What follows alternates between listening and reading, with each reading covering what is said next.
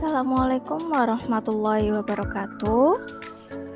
Di sini saya akan menyampaikan kesimpulan dan refleksi saya terhadap pemikiran Ki Hajar Dewantoro sebagai tugas koneksi antar materi.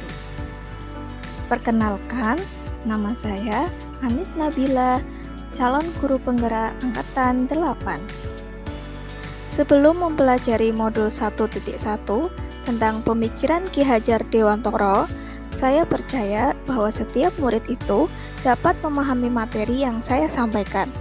Kemudian, setiap murid juga dapat menyesuaikan diri dalam pembelajaran mereka di kelas.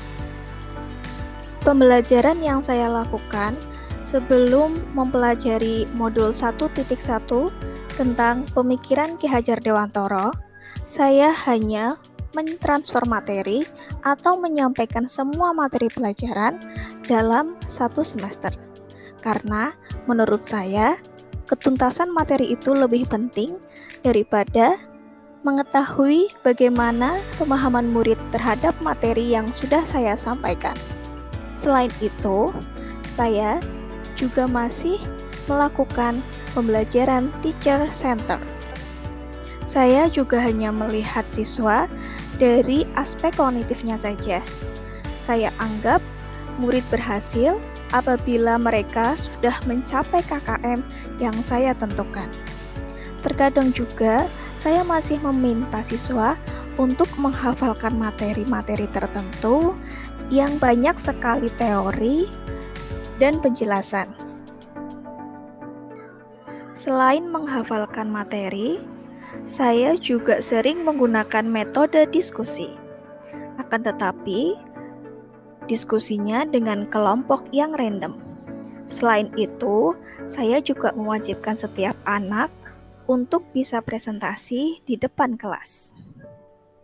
Ternyata, pembelajaran yang selama ini saya lakukan belum mencerminkan pemikiran Ki Hajar Dewantoro.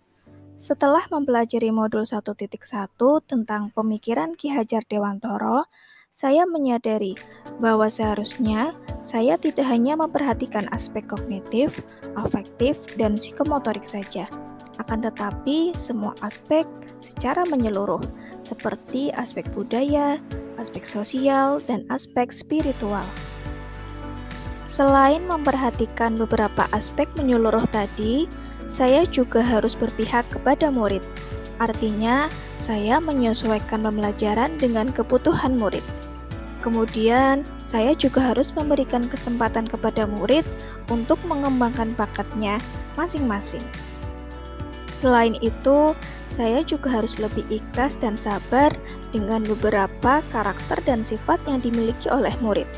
Karena setiap murid mempunyai sifat dan karakteristik yang berbeda-beda, sehingga saya harus mengetahui karakteristik murid dengan menjalin komunikasi yang baik dengan mereka. Setelah menyadari tentang pemikiran Ki Hajar Dewantoro, hal yang dapat segera saya terapkan dalam pembelajaran di kelas ke depannya, yang pertama, merancang pembelajaran yang menyenangkan dengan melibatkan murid.